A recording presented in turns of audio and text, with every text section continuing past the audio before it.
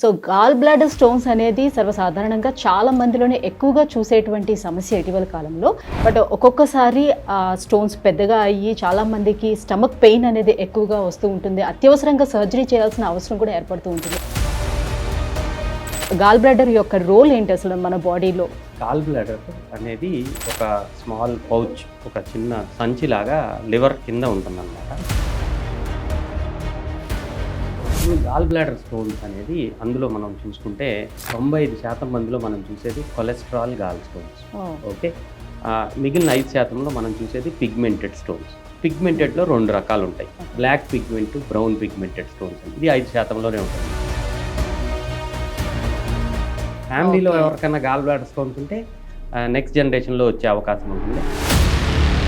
So gall bladder stones ఎప్పుడు ప్రమాదంగా భావించాలి? Gall bladder stone వల్ల నొప్పి వచ్చింది అంటే అప్పుడు మనం దీన్ని సీరియస్గా తీసుకోవాల్సిన అవసరం ఉంది. ఆ నొప్పి కూడా సెంటర్ ఆఫ్ ద అబ్డామిన్ నుంచి కుడి పక్కకి, రైట్ సైడ్ రిబ్ కేజ్ కింద సివియర్ పెయిన్. ఆ నొప్పిని మనం మర్చిపోలేము. రైట్ షోల్డర్కి, వీపులోకి రేడియేట్ అవుతుంది అంటే 90% ఆఫ్ ద టైం ఇది గాల్ బ్లాడర్ స్టోన్ వల్ల. వాల్ థిక్నెస్ 3 to 4 mm కన్నా ఎక్కువ ఉంది అంటే వాపు వచ్చింది అని అర్థం. 2 mm కన్నా తక్కువ ఉండాలి గాల్ బ్లాడర్ వాల్ యొక్క థిక్నెస్. 3 to 4 mm దాటి ఉంది అంటే. సో గాల్ బ్లాడర్ క్యాన్సర్ అనేది ఎప్పుడు చూస్తాం సార్? ఈ బైల్స్లో రివర్స్లో బ్లడ్ లోపలికి బిల్రుబిన్ వెళ్ళిపోయి జాండిస్ వచ్చే అవకాశం ఉంటుంది.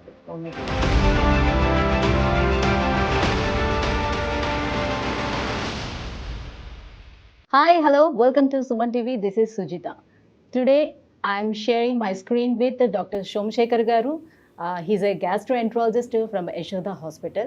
ఈ ఇయర్ 2025 మంచి హెల్దీ లైఫ్ స్టైల్ని అలవర్చుకొని చాలా హెల్దీగా ఉండాలని మనస్ఫూర్తిగా కోరుకుంటున్నాం. So today we discuss about gall bladder stones. So gall bladder stones అనేది సర్వసాధారణంగా చాలా మందిలోనే ఎక్కువగా చూసేటువంటి సమస్య ఇటీవల కాలంలో. బట్ ఆ స్టోన్స్ అనేది చిన్నదిగా ఉంటే ఎటువంటి సమస్య ఉండదు. బట్ ఒక్కొక్కసారి స్టోన్స్ పెద్దగా అయ్యి చాలా మందికి స్టమక్ పెయిన్ అనేది ఎక్కువగా వస్తూ ఉంటుంది. అత్యవసరంగా సర్జరీ చేయాల్సిన అవసరం కూడా ఏర్పడుతూ ఉంటుంది. ఎందుకు ఈ గాల్ బ్లాడర్ స్టోన్స్ అనేది ఏర్పడుతూ ఉంటాయి? అసలు ఈ గాల్ బ్లాడర్ యొక్క రోల్ ఏంటి మన బాడీలో? దీని యూజెస్ ఏంటి? సో ఈ విషయాలన్నీ మనకి జనరల్గా ఉన్నటువంటి డౌట్స్ అన్నీ కూడా డాక్టర్ని అడిగి క్లారిఫై చేసుకుందాం. Hello sir. Hello, how are you sir? Good. Yeah, first of all I wish you very happy new year. Thank you, same to you. Yeah sir, gall bladder stones గురించి ఈరోజు మనం discuss చేసుకుందాం. So చాలా మందికి దీని మీద కొద్దిగా అవగాహన తక్కువ అని తెలుస్తుంది. దానికోసమే ఒక అవేర్నెస్ కోసం అనమాట. సో గాల్ బ్లాడర్ స్టోన్స్ గురించి మాట్లాడుకునే ముందు అసలు గాల్ బ్లాడర్ యొక్క రోల్ ఏంటి అసలు మన బాడీలో? ఎస్, గాల్ బ్లాడర్ అనేది ఒక స్మాల్ పౌచ్, ఒక చిన్న సంచిలాగా లివర్ కింద ఉంటుందన్నమాట. లివర్లో బైల్, మనకి పిత్తం అంటారు. ఈ బైల్ జ్యూసెస్ లివర్లో తయారవుతాయి. లివర్లో నుంచి ఇంటెస్టైన్లోకి దాని రూట్, మనం ఫుడ్ అక్కడికి వచ్చినప్పుడు ఇంటెస్టైన్లోకి వెళ్ళి బైల్ ఫుడ్తో కలిసి మన డైజెషన్కి హెల్ప్ చేస్తుంది. అయితే మధ్యలో ఈ ఇంటెస్టైన్కి వెళ్ళే దారిలో గాల్ బ్లాడర్ అనేది ఒక పౌచ్ ఉంటుంది. జనరల్గా లివర్లో తయారైన బైల్ అంతా గాల్ బ్లాడర్లో స్టోర్ అవుతుంది. స్టోర్ అయ్యి గాల్ బ్లాడరు దాన్ని కాన్సన్ట్రేట్ చేస్తుంది. కాన్సన్ట్రేట్ చేసి ఎగ్జాక్ట్గా దాన్ని స్టోర్ చేసుకుని టైమింగ్, మన ఫుడ్ ఎప్పుడైతే ఇంటెస్టైన్ లోపలికి వస్తుందో, స్మాల్ ఇంటెస్టైన్లో అప్పుడు ఇది రిలీజ్ చేస్తుంది. ఈ బైల్ వెళ్ళి ఫుడ్తో కలిసి డైజెషన్కి హెల్ప్ చేస్తుంది. మన ఫ్యాట్స్ కానీ ప్రోటీన్స్ అన్ని డైజెషన్కి బైల్ అనేది చాలా అవసరం. సో గాల్ బ్లాడర్ ఇదే స్టోరేజ్ ఆర్గాన్, బైల్ని స్టోర్ చేసుకునే ఆర్గాన్, కాన్సన్ట్రేట్ చేసే ఆర్గాన్. మరి ఎందుకు ఇందులో అసలు స్టోన్స్ అనేది ఏ రకంగా ఏర్పడతాయి? ఇప్పుడు గాల్ బ్లాడర్ స్టోన్స్ అనేది అందులో మనం చూసుకుంటే 3 రకాల స్టోన్స్ ఫామ్ అయ్యే అవకాశం ఉంటుంది. అందులో 95% మందిలో మనం చూసేది కొలెస్ట్రాల్ గాల్ స్టోన్స్. ఓకే, మిగిలిన 5%లో మనం చూసేది పిగ్మెంటెడ్ స్టోన్స్. పిగ్మెంటెడ్లో 2 రకాలు ఉంటాయి, black pigment, brown pigmented stones అని. ఇది 5%లోనే ఉంటుంది. సో మనం 95% గురించి మాట్లాడుకుందాం. ఈ 95%లో కొలెస్ట్రాల్ గాల్ స్టోన్స్, ఆ పేరులోనే ఉంది. ఆ స్టోను కొలెస్ట్రాల్ క్రిస్టల్తో తయారవుతుంది. మనం తినే ఆహారంలో ఎక్కువగా ఫ్యాట్ ఉండటం వల్ల ఈ బైల్ లోపల ఈ కొలెస్ట్రాల్ కూడా తయారవుతుంది. లివర్లో నుంచి ఈ బైల్లో కొలెస్ట్రాల్ కూడా గాల్ బ్లాడర్ లోపలికి వస్తుంది. ఎప్పుడైతే ఈ బైల్ని కొంచెం లైట్గా అంటే థిన్గా ఉండే బైల్ని గాల్ బ్లాడర్లో కాన్సన్ట్రేషన్ జరిగేటప్పుడు థిక్ బైల్ అవుతుంది. ఆ టైంలో కొలెస్ట్రాల్ అంతా ఇది ఎక్స్ట్రాక్ట్ చేసి క్రిస్టల్స్ లాగా ఫామ్ అయిపోతుంది. ఇవే నెమ్మదిగా స్టోన్స్ లాగా ఫామ్ అవుతాయి. సో అందరికీ బాగా ఎక్కువ ఫ్యాట్ తినే వాళ్ళందరికీ రావు. వీళ్ళకి జనరల్లీ డౌట్ వస్తుంది, ఒబేస్ గా ఉండే వాళ్ళందరూ కూడా ఇది చూడొచ్చా అని. రిస్క్ ఫ్యాక్టర్స్ ఒబేసిటీలో ఉన్న వాళ్ళకి ఎక్కువ ఉంటుంది, డెఫినెట్గా ఉంటుంది. అయితే జెనెటిక్ ప్రీడిస్పోజిషన్ కూడా ఉంటుంది. ఫ్యామిలీలో ఎవరికైనా గాల్ బ్లాడర్ స్టోన్స్ ఉంటే నెక్స్ట్ జనరేషన్లో వచ్చే అవకాశం ఉంటుంది. వీళ్ళు లావుగా ఉంటే ఇంకెక్కువ వచ్చే అవకాశం ఉంటుంది. ఫీమేల్స్ అయితే ఎక్కువ వచ్చే అవకాశం ఉంటుంది. ఇలాగ రిస్క్ ఫ్యాక్టర్స్ డిఫరెంట్ దీన్ని బట్టి మనం అనలైజ్ చేసుకుని చెప్పొచ్చు. Females I heard somewhere ladies ఎవరైతే ఈ కాంట్రసెప్టివ్ పిల్స్ యూస్ చేస్తారో సో అలాంటి వాళ్ళు కూడా ఈ స్టోన్స్ ఎగ్జాక్ట్లీ ఐడియల్గా మనం జనరలైజ్గా మాట్లాడుకుంటే గాల్ బ్లాడర్ స్టోన్స్ ఫీమేల్స్లో ఎక్కువ ఫార్మేషన్ ఛాన్స్ ఉంది. ఒబిసిటీ ఎక్కువ ఉండే వాళ్ళలో ఉంది. హార్మోనల్ కాంట్రసెప్టివ్స్ వాడే వాళ్ళలో ఛాన్స్ ఎక్కువ ఉంటుంది. అండ్ ఇందాక మనం మాట్లాడుకున్నట్టు ఎక్సెసివ్గా ఫ్యాటీ ఫుడ్ తీసుకునే వాళ్ళు జెనెటిక్ ప్రీడిస్పోజిషన్ అంటే వీళ్ళ జీన్స్లో కనుక ఆ జీన్ ఏదైతే కొలెస్ట్రాల్ని ప్రెసిపిటేట్ చేసే జీన్ ఉంటుందో వాళ్ళల్లో ఎక్కువ వచ్చే అవకాశం ఉంటుంది. ఓకే సో కొలెస్ట్రాల్ వల్ల కూడా చాలా ఎక్కువ ప్రమాదం గాల్ బ్లాడర్స్. ఓకే, కొలెస్ట్రాల్ వల్ల చాలా రకాల ప్రమాదాలు ఉంటాయని తెలుసు, గాల్ బ్లాడర్ స్టోన్స్ ఒకటి. సో గాల్ బ్లాడర్ స్టోన్స్ ఎప్పుడు ప్రమాదకరం కాదు, ఎప్పుడు ప్రమాదంగా భావించాలి? మోస్ట్ ఇంపార్టెంట్ థింగ్ ఏంటి అంటే ఈ మధ్య కాలంలో మనం అంటే అవసరం లేకుండా అంటే స్పెసిఫిక్గా సిమ్టమ్స్ గాల్ బ్లాడర్ కాకుండా కూడా వేరే రకరకాల కారణాలకి అల్ట్రాసౌండ్ అబ్డామిన్ అనేది చేసుకుంటున్నాం. హెల్త్ చెక్స్లో అల్ట్రాసౌండ్ అనేది ఇంక్లూడ్ చేసాం. అలాగా ఇన్సిడెంటల్గా చాలామందికి గాల్ బ్లాడర్ స్టోన్స్ని డిటెక్ట్ చేస్తాం జరుగుతుంది. కానీ ఇన్సిడెంటల్గా గాల్ బ్లాడర్ స్టోన్స్ ఉన్నప్పుడు మనం వరి అవ్వాల్సిన అవసరం లేదు. గాల్ బ్లాడర్ స్టోన్ వల్ల నొప్పి అంటే సిమ్టమాటిక్ గాల్ బ్లాడర్ స్టోన్ అంటారు. గాల్ బ్లాడర్ స్టోన్ వల్ల నొప్పి వచ్చింది అంటే అప్పుడు మనం దీన్ని సీరియస్గా తీసుకోవాల్సిన అవసరం ఉంటుంది. అంటే ఓన్లీ సిమ్టమ్స్ పెయిన్ ఒకటే తెలుస్తుంది? Pain, only pain. Most important, most common is pain. ఆ నొప్పి కూడా సెంటర్ ఆఫ్ ద అబ్డామిన్ నుంచి కుడి పక్కకి రైట్ సైడ్ రిబ్ కేజ్ కింద సివియర్ పెయిన్. ఆ నొప్పిని మనం మర్చిపోలేం. ఆ నొప్పి it can last just few minutes, కొన్నిసార్లు ఫ్యూ అవర్స్. కానీ ఆ నొప్పి మాత్రం విపరీతంగా ఉంటుంది. ఈ నొప్పి కుడి పక్క నుంచి రైట్ భుజానికి కానీ వీపులోకి కానీ రేడియేట్ అయ్యే అవకాశం ఉంటుంది. మరి అది ఒకవేళ గ్యాస్ పెయిన్? ఎగ్జాక్ట్లీ సిమ్టమ్స్ టిపికల్గా నేను చెప్పిన గాల్ బ్లాడర్ స్టోన్ పెయిన్ ఎలా ఉంటుందంటే ఒక ఫ్యాటీ మీల్, మంచి హెవీ మీల్ తీసుకున్న తర్వాత ఎగ్జాక్ట్గా 2 to 3 అవర్స్ మధ్యలో severe pain centre of the abdomen నుంచి కుడి పక్కకి రైట్ షోల్డర్కి వీపులోకి రేడియేట్ అవుతుంది అంటే 90% ఆఫ్ ద టైం ఇది గాల్ బ్లాడర్ స్టోన్ వల్ల. కానీ మీరు అన్నట్టు ఇది గ్యాస్ట్రిక్ పెయిన్ అయ్యే అవకాశం కూడా ఉంది, దాన్ని రూల్ అవుట్ చేయలేం. సో ఈ పెయిన్ గాల్ బ్లాడర్ స్టోన్ వల్ల వచ్చిందా లేదా అనే నిర్ధారణ చాలా ఇంపార్టెంట్. ఇందులో ఫస్ట్ టెస్ట్ ఏంటి అంటే అల్ట్రాసౌండ్ అబ్డామిన్. అల్ట్రాసౌండ్ అబ్డామిన్ చేసుకున్నప్పుడు గాల్ బ్లాడర్ యొక్క గోడలు అంటే walls of the gall bladder swollen అయి ఉంటాయి. అంటే 100% ఈ స్టోన్ వల్లనే పెయిన్ వచ్చింది అనేది 100% నిర్ధారణ. దీన్ని ఎక్యూట్ క్యాల్కులస్ కోలిసిస్టైటిస్ అంటారు. కోలిసిస్టైటిస్ అంటే గాల్ బ్లాడర్ వాపుకు గురైంది అనేది డయాగ్నోసిస్. ఇలా వచ్చినప్పుడు డెఫినెట్గా it is a warning sign. మనం we have to go for gall bladder surgery. ఇది నెక్స్ట్ సినారియో మనం తీసుకుంటే గాల్ బ్లాడర్ ఇలాంటి టిపికల్గా పెయిన్ వచ్చింది, అల్ట్రాసౌండ్ స్కాన్ చేసుకున్నాం. స్కాన్ చేసుకున్నప్పుడు గాల్ బ్లాడర్లో స్టోన్స్ కనపడినాయి కానీ గాల్ బ్లాడర్ వాపు లేదు. అలా అని గాల్ బ్లాడర్ ప్రాబ్లం కాదు అని 100% కొట్టిపడేయలేం. బిలియరీ కోలిక్ అంటారు. అంటే ఈ గాల్ బ్లాడర్ పియర్ షేప్డ్ ఉంటుంది, ఒక చిన్న పైప్ బయటకు వస్తుంది, నేను సిస్టిక్ డక్ట్ అంట. ఈ స్టోన్ అక్కడికి వెళ్ళి ఇరుక్కుని మళ్ళీ వెనక్కి పడిపోవచ్చు. ఆ ఇరుక్కున్న ఆ హాఫ్ అన్ అవర్ పెయిన్ లాగా వచ్చి తగ్గిపోయి ఉండొచ్చు. బిలియరీ కోలిక్ అంటారు దీన్ని. ఇది కూడా వార్నింగ్ సైన్. నెక్స్ట్ కోలిసిస్టైటిస్ వచ్చే అవకాశం ఉంది. బిలియరీ కోలిక్ వచ్చిన వాళ్ళకే 60 to 70% మళ్ళీ కోలిసిస్టైటిస్ వచ్చే అవకాశం ఉంది, అంటే కాంప్లికేషన్లోకి వెళ్ళే అవకాశం ఉంది. వీళ్ళకి మనం ఏం చేయాలి అంటే మిగిలిన కారణాలు గ్యాస్ట్రిక్ ప్రాబ్లం లేదు అని కన్ఫర్మేషన్ చేసుకోవాలి. ఈ గాల్ బ్లాడర్ ఫంక్షనింగ్ తెలుసుకుంటానికి హైడా స్కాన్ అని ఒక టెస్ట్ ఉంటుంది. ఈ స్కానింగ్ చేసుకుంటే వాళ్ళకి గాల్ బ్లాడర్ ఫంక్షన్, ఈ పంపింగ్ ఫంక్షన్ స్లో అయిపోతుంది. సో అప్పుడు కూడా గాల్ బ్లాడర్ స్టోన్ వల్లనే ప్రాబ్లం వచ్చింది, వీళ్ళు డెఫినెట్గా సర్జరీకి వెళ్ళాలి. ఇది మనం నిర్ధారణ చేసుకోవడానికి మనకి సెపరేట్ రూట్ పాత్వే ఉంటుంది. ఈ పాత్వేని ఫాలో అయితే మనం కనుక్కోవచ్చు ఈ నొప్పి గాల్ బ్లాడర్ స్టోన్ వల్ల వచ్చిందా రాలేదా. ఓకే. అంటే మనం తీసుకునే ఆహారము ఇప్పుడు జీర్ణం కావడం కోసమని ఇది ఈ రసాయనాలను ఏదైతే వదిలిపెడుతుందో ఈ పంపింగ్ అనేది స్లో అయిపోయినప్పుడు మనకి ఈ అరుగుదల అనేది కూడా తగ్గిపోతుందా? ఎస్, గాల్ బ్లాడర్ అలాగే ఉండి పంపింగ్ స్లో అయినప్పుడు అరుగుదల తగ్గే అవకాశం ఉంటుంది. కొన్నిసార్లు ఈ గాల్ బ్లాడర్ ఫంక్షనాలిటీనే కంప్లీట్గా ఆగిపోవచ్చు. అప్పుడు గాల్ బ్లాడర్ ఫంక్షనాలిటీ తగ్గిపోయినప్పుడు బైల్ డైరెక్ట్గా లివర్లో నుంచి ఇంటెస్టైన్ లోపలికి వెళ్ళిపోతుంది. అరుగుదల తగ్గకపోవచ్చు. కానీ ఈ ఫంక్షనాలిటీ ఇజెక్షన్ ఫ్రాక్షన్ తగ్గినప్పుడు ఈ డైజెషన్ ప్రాసెస్ కొంచెం స్లో అయ్యి కడుపు ఉబ్బరంగా ఉండటం, క్రానిక్ కోలిసిస్టైటిస్ అంటారు.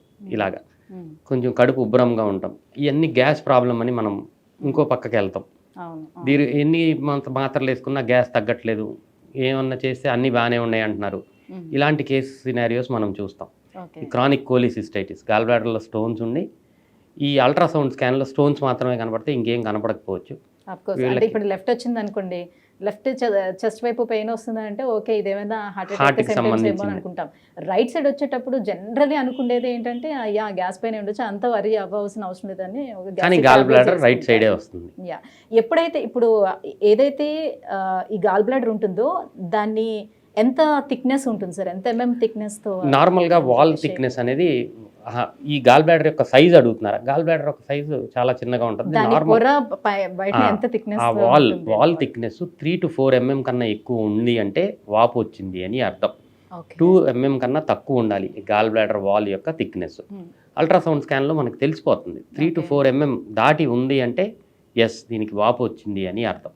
Okay okay. అంటే అందులో స్టోన్స్ ఏమైనా ఎక్కువైపోయేటప్పుడు ఆ పొర అనేది, ఆ వాల్ అనేది చిట్లు పోయి బయటికి రావడం లాంటివి ఏమైనా జరుగుతుందా? జరుగుతుంది. ఇది స్టోన్స్ ఎక్కువ అవుతాం వల్ల జరగదు. వాపు వచ్చి తగ్గింది, నొప్పికి ట్యాబ్లెట్ వేసుకుని మనం ఎవరికి చూపించుకోవట్లేదు. ఓకే. ఆ వాపు వచ్చి తగ్గినప్పుడు ఆ పొర ఇంకా సన్నగా అయిపోయి, నెమ్మదిగా సన్నగా అయిపోయి చిట్లిపోయి గాల్ బ్లాడర్ పర్ఫరేషన్ అయ్యే అవకాశం ఉంటుంది. కాంప్లికేషన్స్ ఇవన్నీ గాల్ బ్లాడర్ స్టోన్స్ వల్ల కాంప్లికేషన్స్లో ఫస్ట్ మనం ఇందాక మాట్లాడుకుంది కోలిసిస్టైటిస్, వాపు రావటం. ఈ వాపు వచ్చి తగ్గిపోతూ ఉంది, మనం ఏమీ మెడికల్ అటెన్షన్లోకి వెళ్ళలేదు. సో సడన్గా ఒక ఏరియాలో వాల్ థిన్ అయిపోయి పర్ఫరేషన్ అయిపోయి గాల్ బ్లాడర్ పర్ఫరేషన్ అవుతుంది. అక్యూట్ ఎమర్జెన్సీ, సివియర్ పెయిన్ ఉంటుంది.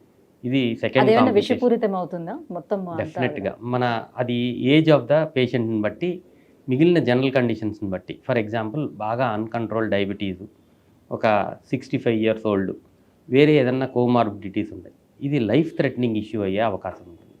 అది ప్రాణం పోయే అవకాశం ఉంటుంది ఇలా గాల్ బ్లాడర్ చిట్లిపోతాయి. సో కొన్ని life threatening issues gall bladder stones వల్ల ఉండే అవకాశం ఉంటుంది. అందులో ముఖ్యమైనది perforation of the gall bladder. Okay. So gall bladder cancer అనేది ఎప్పుడు చూస్తాం సార్ మనం? గాల్ బ్లాడర్ క్యాన్సర్ అనేది సౌత్ ఇండియా, దక్షిణ భారతదేశంలో చాలా చాలా అరుదుగా మనం చూస్తాము. ఎస్, ఇన్సిడెన్సెస్ స్పొరాడిక్గా ఉన్నాయి కానీ బట్ రెగ్యులర్గా ఎక్కువ లేవు. North India, north eastern India అంటే బీహార్ నుంచి వెస్ట్ బెంగాల్, ఆ నార్త్ ఈస్ట్ పార్ట్ ఆఫ్ ఇండియాలో గాల్ బ్లాడర్ క్యాన్సర్స్ ఎక్కువగా ఉన్నాయి. ఎందుకని? సో జెనెటిక్ ప్రీడిస్పోజిషన్, అక్కడ వాళ్ళ జీన్స్లో ఆ గాల్ బ్లాడర్ క్యాన్సర్ జీన్ని వాళ్ళు క్యారీ చేస్తున్నారు కాబట్టి. సో గాల్ బ్లాడర్ క్యాన్సర్కి రిస్క్ ఫ్యాక్టర్స్ ఎక్కువ స్టోన్స్ ఉండటం, స్టోన్స్ ఎక్కువగా దీర్ఘకాలికంగా ఉంటే ఇది లాంగ్ టర్మ్ ఇన్ఫెక్షన్ వచ్చి దాని నుంచి క్యాన్సర్గా అయ్యే అవకాశం ఉంది. జన్యుపరంగా వీళ్ళు కనుక ఉండుంటే వాళ్ళకి రిస్క్ ఉంటుంది కాబట్టి ఎక్కువ స్టోన్స్ ఎక్కువ కాలం ఉంటే కనుక నార్త్ ఈస్ట్ ఇండియా ఆ ఏరియాలో గాల్ బ్లాడర్ ఆపరేషన్ అనేది కంపల్సరీ చేస్తాం జరుగుతుంది. సో బ్లాక్స్లో ఎలా అయితే మనం ఫైబ్రాయిడ్స్ ఎక్కువగా చూస్తూ ఉంటాము, సో జస్ట్ లైక్ దట్ అన్నమాట ఇది కూడా. జీన్స్, జెనెటిక్ ఎఫెక్ట్ వల్ల. ఓకే. సో ఈ గాల్ బ్లాడర్ స్టోన్స్ వల్ల ఇంకా కొన్ని కాంప్లికేషన్స్, లైఫ్ థ్రెటనింగ్ కాంప్లికేషన్స్ ఉండే అవకాశం ఉంటుంది. అందులో ఇందాక మనం మాట్లాడుకున్న 2 కాకుండా నెక్స్ట్ది ఏంటంటే ఈ సిస్టిక్ డక్ట్లో నుంచి బైల్ దారి, నార్మల్గా ఈ పిత్తం యొక్క దారి బైల్ డక్ట్లో నుంచి ఇంటెస్టైన్లోకి వెళ్తాం జరుగుతుంది. చిన్న రాయి ఏదన్నా జారి ఆ బైల్ డక్ట్లో ఇరుక్కుపోయే అవకాశం ఉంటుంది. సో అప్పుడు బైల్ ఫ్లో అంతా ఆగిపోతుంది. ఈ బైల్ ఫ్లో రివర్స్లో బ్లడ్ లోపలికి బిలిరుబిన్ వెళ్ళిపోయి జాండిస్ వచ్చే అవకాశం ఉంటుంది. ఈ స్టోన్ వెళ్ళి అక్కడ స్టక్ అయిపోతే, కామన్ బైల్ డక్ట్ అంటారు, అక్కడ స్టక్ అయితే జాండిస్. ఇది క్లోజ్ సిస్టమ్ వల్ల బైల్ ఇన్ఫెక్ట్ అయిపోయి కొలాంజైటిస్, ఇన్ఫెక్షన్ బాడీ మొత్తం వెళ్ళిపోయి ఇన్ఫెక్షన్ అక్కడ బైల్ డక్ట్లో స్టార్ట్ అయ్యి బాడీ అంతా ఇన్ఫెక్షన్ వెళ్ళిపోయే అవకాశము. లివర్ లోపల చిన్న చిన్న చీము గడ్డలు వచ్చే అవకాశం. ఇది ఇంకొక కాంప్లికేషన్. కొలాంజైటిస్ అంటారు దీన్ని. కొలాంజైటిక్ యాబ్సెసెస్. దీనివల్ల సివియర్ ఇన్ఫెక్షన్ బాడీలోకి వెళ్ళిపోయి లైఫ్ థ్రెటనింగ్ ఇష్యూ అయ్యే అవకాశం ఉంటుంది. ఓకే. మూడోది ముఖ్యమైన కాంప్లికేషన్ ఏంటంటే ఈ బైల్ డక్ట్ ఇంటెస్టైన్లోకి వెళ్ళే ముందు ప్యాంక్రియాటిక్ డక్ట్ వచ్చి జాయిన్ అవుతుంది. ఈ ప్యాంక్రియాటిక్ డక్ట్ని ఈ స్టోన్ అక్కడ ఇరుక్కుపోవడం వల్ల బయటికి వెళ్ళిపోవటం వలన ఇంటెస్టైన్లోకి ఈ ప్యాంక్రియాటిక్ డక్ట్ని ఇరిటేట్ చేసి సివియర్ అక్యూట్ ప్యాంక్రియాటైటిస్ వచ్చే అవకాశం ఉంటుంది. Oh my God. ప్యాంక్రియాస్ అనేది చాలా కొంచెం శుతిమెత్తని ఆర్గన్, వెరీ ఫ్రెజైల్ ఆర్గన్. చిన్న ఇన్ఫ్లమేషన్ వాపు వస్తే ఆ ఇన్ఫ్లమేషన్ అంతా బాడీకి వెళ్ళిపోయే అవకాశం. కొన్నిసార్లు ఇది లైఫ్ థ్రెటనింగ్ బిలియరీ ప్యాంక్రియాటైటిస్ అంటారు. అంటే బైల్ డక్ట్ స్టోన్ వల్ల, గాల్ బ్లాడర్ యొక్క స్టోన్ వల్ల ప్యాంక్రియాటైటిస్, ఇది లైఫ్ థ్రెటనింగ్ ఇష్యూ అయ్యే అవకాశం ఉంటుంది. సో సింపులే కదా గాల్ బ్లాడర్ స్టోన్స్ అనుకోవడానికి వీల్లేదు. ఇలాంటి కాంప్లికేషన్స్ వచ్చే అవకాశం ఉంది. కానీ కంగారు పడకుండా ఉండాల్సిన విషయం, అందరూ తెలుసుకోవాల్సిన విషయం ఏంటి అంటే డెఫినెట్గా ఈ అన్ని సివియరిటీకి వెళ్ళే ముందు మనకి గాల్ బ్లాడర్ స్టోన్స్ ఇండికేషన్స్ ఇస్తాయి. బిలియరీ కోలిక్ ఆర్ మైల్డ్గా ఈ ఫ్యాటీ ఫుడ్ తిన్న తర్వాత పెయిన్ రావటం, అప్పుడప్పుడు రైట్ సైడ్ పెయిన్ రావటం అబ్డామినల్లో. ఈ సిమ్టమ్స్ ఇగ్నోర్ చేయకుండా కనుక గమనించుకుంటే ఇనీషియల్ స్టేజెస్లోనే మనం పట్టుకుని ఈ కాంప్లికేషన్స్ దాకా వెళ్లకుండా చూసే అవకాశం చాలా ఎక్కువగా ఉంటుంది. ఓకే. సో దానికి అవగాహన చాలా ఇంపార్టెంట్. సార్, ఇప్పుడు మీరు ఇంతకుముందు చెప్పినట్టుగా సౌత్ ఇండియన్స్ కన్నా నార్త్ ఇండియన్స్లోనే ఎక్కువగా మనం చూస్తామన్నారు. అట్ ద సేమ్ టైమ్ మేల్స్లో కన్నా ఫీమేల్స్లోనే ఎందుకు ఎక్కువగా మనం చూస్తాం? స్టోన్స్, ఇది హార్మోనల్ ఎఫెక్ట్. డెఫినెట్గా కొన్ని హార్మోన్స్, అంటే మన ఈ ఫీమేల్ హార్మోన్స్ ఏదైతే ఉంటాయో ఈస్ట్రోజన్, ప్రొజెస్ట్రాన్, ఇది ఏం చేస్తుంది అంటే ఈ బైల్ ఫ్లోని కొంచెం స్లో చేస్తుంది. బైల్ యొక్క ఫ్లోని కొంచెం తగ్గిస్తుంది. ఎక్కువసేపు గాల్ బ్లాడర్లో బైల్ ఉండే అవకాశము, అది ఎక్కువ కాన్సన్ట్రేట్ చేసే అవకాశము ఈ హార్మోన్ ఎఫెక్ట్ వల్ల ఉంటుంది. దానివల్ల స్టోన్స్, కొలెస్ట్రాల్ స్టోన్స్ ఎక్కువ ఫార్మేషన్ ఛాన్సెస్ ఉంటాయి ఫీమేల్స్లో ఉండటానికి కారణం. ప్రెగ్నెన్సీలో కూడా గాల్ బ్లాడర్ స్టోన్స్ ఎక్కువగా ఫామ్ అయ్యే అవకాశం ఉంటుంది. ఎందుకంటే ఈ హార్మోన్స్ ఇంకా కొన్ని ఎక్కువ మోతాదులో ఉంటాయి కాబట్టి. So that is the reason. So treatment విషయానికి వచ్చేటప్పటికి మీ దగ్గరికి పేషెంట్స్ వచ్చి మేబీ అడుగుండొచ్చేమో. సో స్టోన్స్ అంటున్నారు కాబట్టి, సో మన కిడ్నీలో ఎలా అయితే స్టోన్స్ ఫామ్ అయితే కొన్ని రకాల టాబ్లెట్స్ కానీ ఇచ్చి, లేదనంటే ఒక లేజర్ చేసి ఆ స్టోన్స్ని తొలగించడం అది చేస్తారు కదా. సో జస్ట్ లైక్ దట్ అలా చేయొచ్చా అని అడుగుతూ ఉండొచ్చేమో కదా. అవునండి, చాలామంది అడుగుతారు యాక్చువల్లీ. బట్ గాల్ బ్లాడర్ స్టోన్స్ని అలా మనం ట్రీట్ చేయకూడదు. ఫస్ట్ అండ్ ఫార్మోస్ట్ థింగ్ అందరూ తెలుసుకోవాల్సిన విషయం ఏంటంటే గాల్ బ్లాడర్ స్టోన్స్, ఒక 100 మందికి గాల్ బ్లాడర్ స్టోన్స్ ఉంటే వాళ్ళ లైఫ్ లాంగ్ ఇందులో 20% మందికి మాత్రమే గాల్ బ్లాడర్ స్టోన్స్ వల్ల ప్రాబ్లమ్స్ వస్తాయి. 80% of them will never have. ఎప్పటికీ గాల్ బ్లాడర్ స్టోన్స్ ఉన్నా కానీ వాళ్ళకి ప్రాబ్లమ్స్ రావు. సో ఇన్సిడెంటల్గా గాల్ బ్లాడర్ స్టోన్స్ కనుక్కున్న వాళ్ళు వెంటనే వచ్చేసి గాల్ బ్లాడర్ స్టోన్స్ తగ్గిస్తానని లేకపోతే తీసేయండి అనకూడదు. ఎందుకంటే అలాంటి ఆప్షన్స్ ఏమీ లేవు. ఎస్, గాల్ బ్లాడర్ స్టోన్ తగ్గిస్తానికి ఆ సైజు తగ్గుతానుకో, నెంబర్ తగ్గుతానుకో మనం డైటరీ మాడిఫికేషన్, ఇందాక మనం చెప్పినట్టు ఫ్యాటీ ఫుడ్, ఆయిలీ ఫుడ్ తగ్గిస్తాం. లావుగా ఉన్న వాళ్ళకి వెయిట్ తగ్గండి అని సజెస్ట్ చేయటం. కొన్ని రకాల మెడిసిన్స్ ఉంటాయి, బట్ దాని ఎఫికసీ స్టోన్స్ తగ్గిస్తానికి 30% మాత్రమే ఉంటాయి.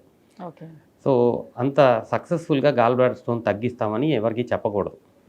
సిమ్టమ్స్ ఉన్నప్పుడు మాత్రమే గాల్ బ్లాడర్ స్టోన్స్ గురించి వరి అవ్వాలి. సిమ్టమ్స్ అందరికీ సిమ్టమ్స్ వస్తాయా? ఓన్లీ 20%లో మాత్రమే సిమ్టమ్స్ వస్తాయి. సో 100 మందికి స్టోన్స్ ఉన్నాయని మనం చూసి వీళ్ళని మనం లైఫ్ లాంగ్ ఫాలో అప్ చేస్తే ఇందులో 20% మందికి మాత్రమే లైఫ్లో ఏదో ఒక టైంలో సిమ్టమ్స్ వచ్చే అవకాశం ఉంది. సిమ్టమ్ వచ్చిన వాళ్ళకి మాత్రం డెఫినెట్గా గాల్ బ్లాడర్ తీసేయాలి. That is the only treatment at this point of time. Complications ఇందాక మనం మాట్లాడుకున్నాము.